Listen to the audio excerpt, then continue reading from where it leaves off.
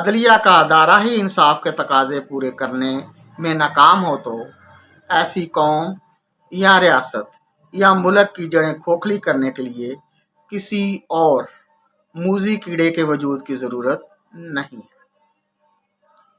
بے انصافی ہی قومی شجر کی بے کنی کے لیے کافی ہے۔ دنیا کی تمام ترقی یافتہ فلاحی ریاستوں کا فلسفہ عوام الناس کو انصاف، برابری کی سطح پر بروقت دیے جانے میں مضمر ہے۔ اہل نظر کے نزدیک یہ خوشحالی کا راستہ ہے۔ تاریخ ہمیں بتاتی ہے دوسری جنگ عظیم کا زمانہ تھا۔ پورا خطہ ارض کیا بحر کیا بر، حتیٰ کہ فضا میں بھی جنگ جاری تھی۔